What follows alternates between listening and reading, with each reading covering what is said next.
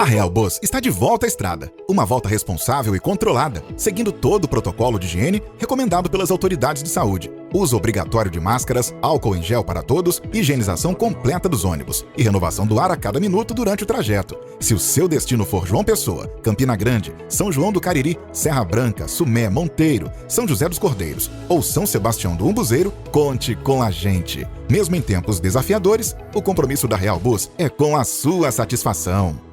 Bom dia, estamos juntos nessa manhã de segunda-feira, hoje 20 de setembro. Hoje celebra-se o Dia do Gaúcho, o Dia do Funcionário Municipal e também o Dia da Polícia Civil. Você vai ficar agora com o reverendo Hernandes Dias Lopes e o reverendo Jeremias falando sobre um tema muito importante que você precisa de pôr em prática. Seja generoso. Fala, gente boa! Sala de prosa, hein? Que conversa boa, boa, boa, boa. Seja bem-vindo, traga a família. Hoje a nossa conversa é sobre generosidade. Fica aí, hein?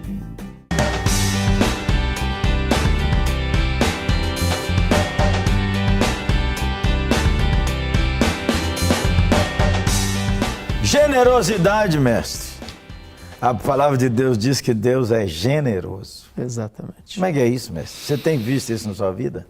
Ô, Gerê, essa é uma das coisas mais bonitas que eu aprendi desde criança. A minha mãe era uma mulher generosa e eu aprendi com ela essa lição. Você tem mais alegria em doar do que em receber. Ô, mestre, mas é generoso é quem tem, né? Pois é, esse é um ponto fundamental que você levanta. Tem uma frase que é a frase de efeito, mas ela é boa. Diz assim: nunca ninguém é tão pobre que não possa dar, e nunca ninguém é tão rico que não possa receber. É, menino.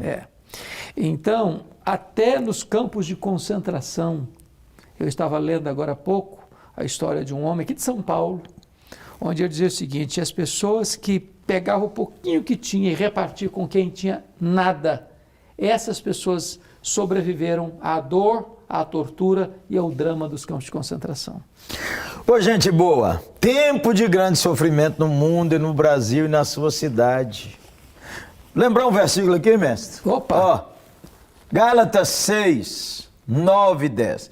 E não nos cansemos de fazer o bem, porque a seu tempo ceifaremos, se não desanimarmos. Então, enquanto temos oportunidade, fazemos o bem a todos. Façamos o bem a todos, mas principalmente aos da família da fé. Uhum. Fazer o bem cansa. Porque nem sempre... É por isso que diz não cansemos. Não cansemos, porque às vezes as pessoas cansam na obra e cansam da obra, né? Como dizia Mark Lloyd Jones. Porém, não fazer cansa mais. Cansa mais. Cansa mais. Explica isso aí um pouquinho. Eu acho que a pessoa avarenta, a pessoa que retém com usura, ou que pode repartir com generosidade, ela não tem prazer no que tem. Na linguagem bíblica, ela come, mas fica com fome. Ela bebe, mas continua com sede. Ela é uma eterna insatisfeita. Ô, gente boa, esse tempo é tempo de solidariedade. É tempo de repartir. O mestre tem visto aí que até gente que diz assim: eu não acredito em Deus, não acredita em nada, mas está tendo compaixão do necessitado. Como é que a igreja devia reagir a isso? Eu acho que todo mundo que está aqui, gente. Olha, nós estamos vivendo uma pandemia, né, pastor? Cerca de 50% das famílias não tem expectativa de comida na mesa para a semana seguinte. É um momento de desespero, de sobrevivência. A classe média foi achatada, a classe C e D foi esmagada. Afundou mais. Então, o que acontece? Toda assistência que os governantes podem dar, e às vezes estão dando, não são suficientes. A Igreja de Deus, nessa hora, ela precisa transformar o seu discurso religioso de amor a Deus em amor prático ao próximo. Olha, gente boa, veja você, não é só o povo da igreja, mas você. Se você tiver 2 refeições por dia, você está melhor do que mais de 700 milhões de pessoas no mundo, que às vezes só comem uma vez por semana. E esse é um tempo de ser solidário. Ô, mestre, o cara fala assim, eu estou precisando de ganhar e não de dar, como é que vocês vêm com isso? Pois é, eu acho que se a pessoa está precisando, ela pode procurar. E deve. E deve procurar, e a igreja estará de portas abertas para ajudar.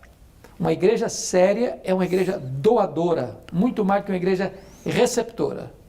Olha, às vezes vai doar e tem aqueles exploradores. Aí, porque tem aqueles exploradores, alguns dizem assim, eu não vou dar a ninguém. Como é que ajuda uma pessoa dessa? Eu acredito que a pessoa precisa ter um senso crítico para não fazer corpo mole, né? Porque o cidadão que vive explorando o outro, sobretudo numa crise dessa, para não querer trabalhar, não querer suar a camisa, Paulo diz, quem não quer trabalhar também não coma. Mas nós conversamos há pouco tempo aqui, foi você quem disse, salvo o melhor juízo, num programa nosso que pescar, foi uma live que nós fizemos no Mackenzie, pescar ou dar o peixe, você disse aí conversa para avarento. Conversa para avarento. Porque tem hora que não dá para ensinar a pescar, o cara está com fome naquele dia. Nem dá tempo. Não dá tempo. Nem dá tempo. E o pior, eu até brinquei naquela live assim, eu tenho horror à pescaria. Ô mestre, nós pegamos um dia desse lá na Oitava, um cidadão que ia em 5 lugares buscar cesta. Aí deu... Fazia disso, né? A profissão dele. Aí você sabe, né? Aí vira aqueles querendo briga, batendo tambor, bum, bum, bum, bum. Ó, nós não vamos dar ninguém, pastor. Nada disso, velho. Tem um que faz isso, mas tem 10 ou 20 que realmente precisam. E essa é a hora de obedecer a palavra de Deus. Pastor Jeremias, o que a Oitava Igreja de BH está fazendo nesse aspecto de cestas básicas, de assistência às pessoas necessitadas e como as pessoas que estão nos assistindo agora podem contribuir com a Oitava Igreja? Menino, você quer pôr a bola no pênalti? A Oitava está numa campanha agora para esse mês, final de abril. Abril para nós é com U. Foi abril, agora junho. Então é tempo de doar mais de 1.000 cestas, porque há necessidade. Varão, nós tomamos uma decisão lá. Nenhum membro da igreja fica sem comida, sem luz e sem água. Os diáconos estão empenhados nisso. Mas há obreiros do sertão, obreiros ciganos. O texto que você pobre. Fazer o bem a todos. Esse a todos vai além da igreja local, além da denominação, além da igreja evangélica, a todos e a todos. Então, eu conversando um dia com os pastores, eu disse, nós vamos separar aqui umas 500 cestas básicas para entregar às nossas células, nossos grupos pequenos. Porque se alguém vive na nossa cidade, que é Belo Horizonte, e não conhece um pobre, essa pessoa não está vive vivendo. lá. Não está vivendo. Ele está muito recolhidinho no seu canto. Então, é hora de servir, como o mestre falou aqui, olha, o amor de Deus passa por nós e chega lá. Beleza? Você não desista, não. E é um aspecto que eu gostaria de destacar, pastor, aqui em Provérbios 11. É bom, eu gosto dele. 24 e 25. A quem dá liberalmente, ainda se lhe acrescenta mais e mais. Ao que retém mais do que é justo, ser-lhe-á pura perda. A alma generosa prosperará, e quem dá a beber será descedentado. Então, dar generosamente, matematicamente, é uma coisa vantajosa, porque para Deus, quando você tem o que você dá e você perde o que retém. Olha lá, João 3,16, hein, mestre? Porque Deus amou o mundo, que deu o seu filho unigênito. Quer dizer, a expressão maior de amor é de doação. E você já deu e ficou faltando? Olha, eu não me lembro. Mas eu só me lembro de algumas coisas que me marcam muito, até hoje, é isso muito frequente na minha vida. É de você, porque você não dá por barganha em negócio. Pronto. A motivação tem que ser a promessa pura. É boa, mas não é falando, ó, eu dei, mas você me devolve, vem Deus. Se for barganha, a motivação não está boa. Mas a palavra de Deus não pode falhar. A Bíblia diz, a alma generosa prosperará. E Deus multiplica a sua sementeira quando você semeia. Porque a semente que multiplica não é a que você come, é a que você semeia. É preciso lembrar para o seu coração e para o meu, que às vezes não chega na sua mão o mesmo que você deu, chega diferente. Yeah. Às vezes o cara dá um dinheiro para uma cesta e ele fala assim, eu quero ver se o dinheiro chega na minha mão. Mas chega outra coisa. De forma de outras bênçãos. Alguém te dá um almoço, alguém lhe dá um café amoroso, uma pessoa lhe dá um par de meia, só que a pessoa não considera isso como expressão da generosidade de Deus para a vida dele. Yeah. Porque você já tomou café e não pagou? Muitas vezes. E almoçou também? Aqui. Quando eu vou em Belo Horizonte, então... Quando eu estou com ele aqui, menino, gravando, não paga um almoço e ele ainda é pirracento. Ele diz, a Campinas é minha. Mas deixa eu citar outro versículo aqui que eu acho isso magnífico. Eu aprendi muito isso com o Seni Tavares, nosso amigo comum. Nosso amigo de Toronto. É homem abençoado demais. O Seni gosta muito desse texto e cita sempre. Efésios 6:8. Certos de que cada um, se fizer alguma coisa boa, receberá isso outra vez do Senhor, quer seja servo, quer livre. Ou seja, você faz para o seu próximo e você recebe isso de volta, não da pessoa, mas do próprio Deus. Ele é o galardoador. Isso é Ô, gente maravilhoso. boa, segura essa aí, ó. Deus vai pagar o benefício. E você sabe, né? Dono do ouro e da prata, do céu e da terra, o dono das mansões, o dono dos bancos todos. Não vai ter fundo? É hora de abençoar o próximo, é hora de abençoar o irmão na fé, é hora de servir. Deixa eu dar uma palavrinha aqui. Você dá duas, mestre, aqui é nós. Eu aprendi naquele livro O Monge Executivo uma frase que valeu o livro para mim. Pronto. Valeu o livro para mim. Ó, tem livro que só vale uma frase. É uma frase, bom, valeu. Ele diz o seguinte: você não é o que você sente, você não é o que você promete, você é o que você faz. Aleluia. A igreja de Corinto prometeu ofertar. É. E acabou caindo no esquecimento. Então ninguém ajuda ninguém com boas intenções apenas. É preciso botar a mão na massa e fazer. Então é hora das pessoas que estão aqui nos acompanhando, o que é que você vai fazer? Faça, enquanto é tempo, porque o retorno certamente é seguro e certo. Amém. Vamos orar. Senhor, nós te agradecemos por esse encorajamento da tua palavra. Amém. Não nos cansemos de fazer o bem. Amém. Às vezes teu filho, tua filha, está chateado porque aquele que ele serviu não voltou para agradecer. Senhor, mas tua palavra diz que todo aquele que fizer o bem receberá isso outra vez do Senhor.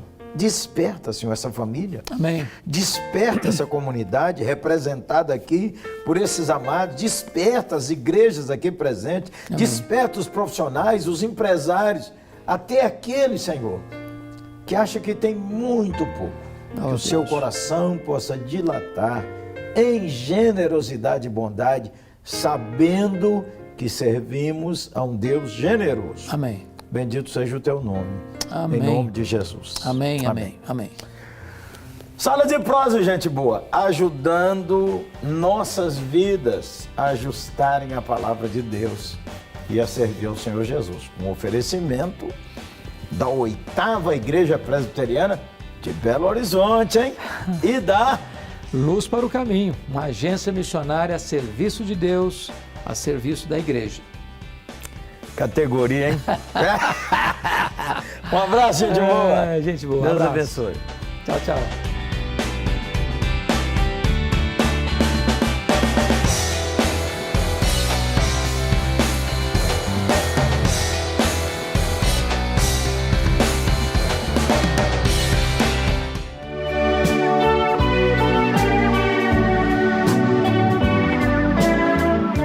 Aqueles com os quais nós convivemos ou nos relacionamos, que às vezes nos machucam, nos magoam, nos ferem, eles precisam também de receberem ou de obterem o nosso perdão. Em resposta à pergunta desse sermão, o que acontece quando não perdoamos, eu enumerei aqui 7 coisas Primeiro, quando nós não perdoamos, não somos perdoados. Não é pastor Bosco que está dizendo isso. Versos 14 e 15, aqui do Evangelho de Mateus, capítulo 6. Porque se perdoardes aos homens as suas ofensas, também vosso Pai Celeste vos perdoará. Se, porém, não perdoardes aos homens as suas ofensas, tampouco vosso Pai vos perdoará as vossas ofensas. Você quer ser perdoado por Deus? Perdoe. Se você perdoa, é uma prova de que você obteve o perdão do Pai. O que acontece quando não perdoamos? Não somos perdoados. Segunda coisa, o que acontece quando não perdoamos? Estamos dando uma demonstração que não amamos o próximo como a nós mesmos, lá em Mateus capítulo 5, versos 43 a 48. Jesus fala que nós precisamos realmente de pôr isto em prática. Versos 43 a 48. Ouviste que foi dito: amarás o teu próximo e odiarás o teu inimigo.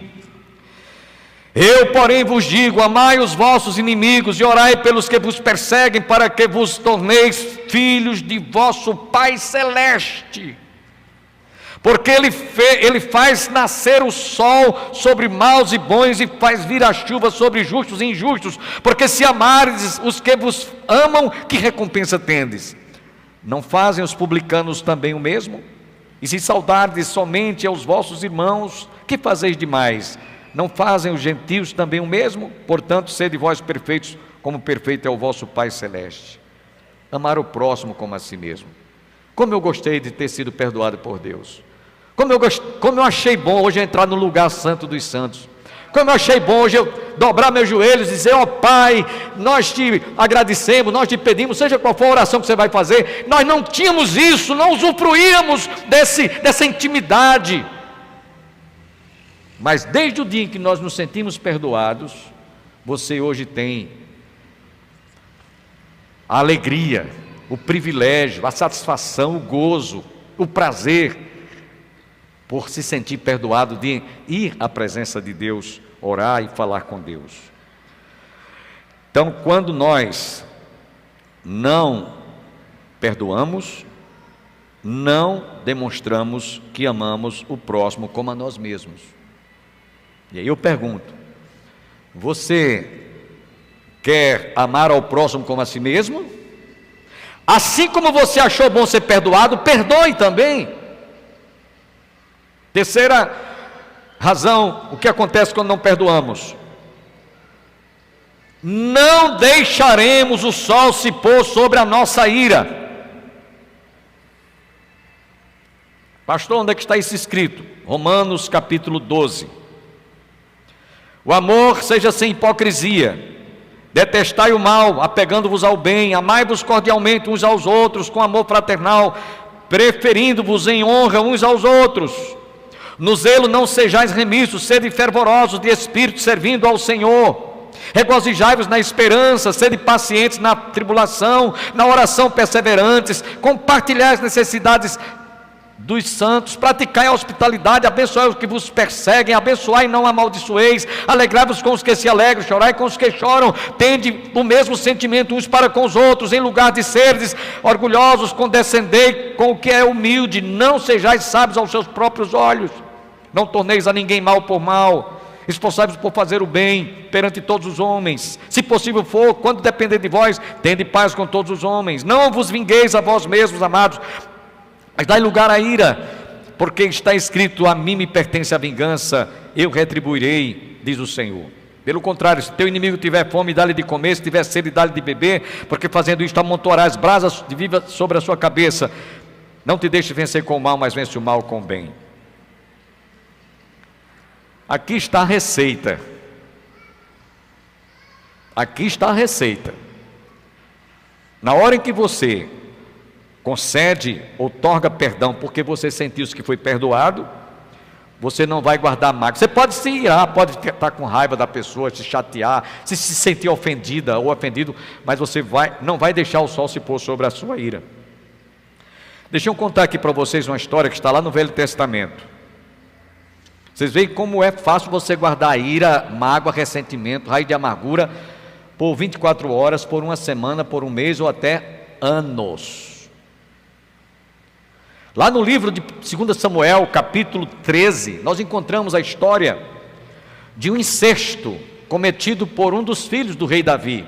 Aminon, ele possuiu a sua irmã, Tamar, forçou-a, abusou sexualmente dela, e quando ela contou para o seu irmão, Aminon, a ira subiu para a cabeça, e ele disse: daqui para frente eu não sossego, em outras palavras, enquanto eu não tirar a vida desse sujeito.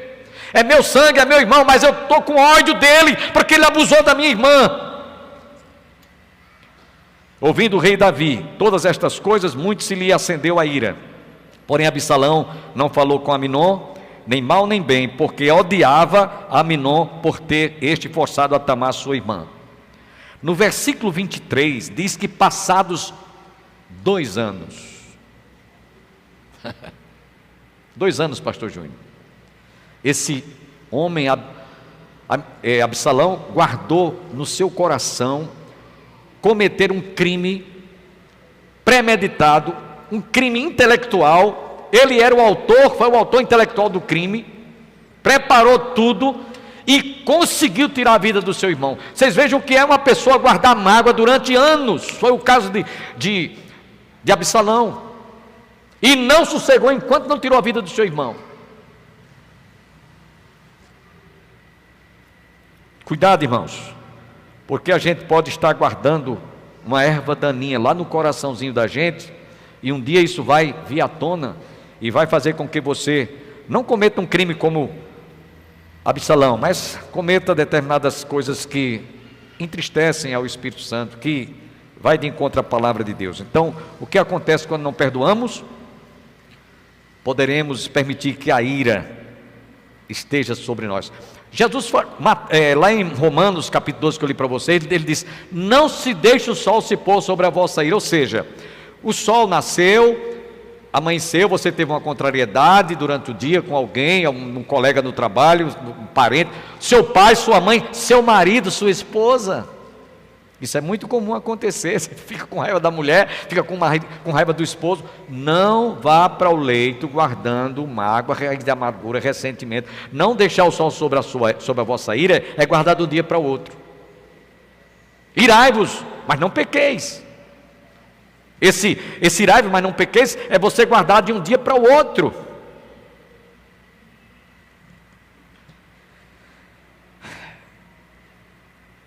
A mim me pertence a vingança, eu retribuirei, diz o Senhor. Você não vai desejar o mal à pessoa, vai dizer: Senhor, tu estás vendo tudo, Senhor, então toma conta.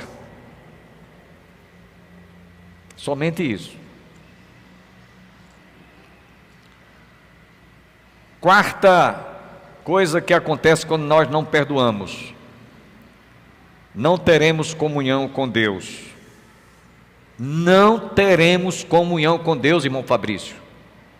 Você pode até aparentemente no dia da ceia, como vamos ter domingo próximo, tomar o pão e o vinho, mas interiormente falando, intimamente falando, entre você e Deus, você não está em comunhão com Deus. Você não tinha condições, não estava capacitado a tomar a ceia do Senhor. Deveria se abster. É isso que Paulo, escrevendo lá na primeira carta aos Coríntios, verso 11, verso 28, capítulo 11, verso 28, ele diz: examine-se, pois, o homem a si mesmo, e assim coma do pão e beba do vinho, porque quem come e bebe sem discernir o corpo, come e bebe juízo para si. Eis a razão porque entre vós muitos fracos, doentes, e não muitos que dormem. Cuidado! Eu tenho histórias e mais histórias, eu não vou contar, porque senão a gente ia passar muito tempo aqui, de pessoas que vinham tomando a ceia do Senhor indignamente. E algumas delas tiveram morte prematura. Podiam estar vivas, ou podiam estar vivos, mas tiveram morte prematura. Está escrito. Não sou eu que estou inventando isso. Paulo iria escrever isso, por acaso? Está lá em 1 Coríntios capítulo 11, verso 28. O que acontece quando não perdoamos? Não não teremos comunhão com Deus, quebramos a comunhão com Deus. Quinto lugar, são 7 coisas. O que acontece quando não perdoamos? Não nos comportamos como cristãos, e sim como aqueles fariseus. Aí eu pergunto, você quer ser cristão, autêntico? Ou você quer ter o apelido de crente, se comportando como um fariseu? Coloque-se isso diante de cada um. Não nos comportaremos como cristãos, e sim como aqueles fariseus. Não vai haver diferença nenhuma. Gênero, número e grau, não há diferença. Sexto, o que acontece quando não perdoamos? Seremos rejeitados por Deus, inclusive até uma simples oferta ou dízimo que vamos colocar no gasofilácio. Sabe o que vai acontecer? Deus rejeita, Ele despreza. É mesmo que você ter botado o dinheiro no lixo, tocado fogo. Pastor, onde tem isso na Bíblia, pastor? Você vai ler agora comigo Mateus capítulo 5, versículo 24.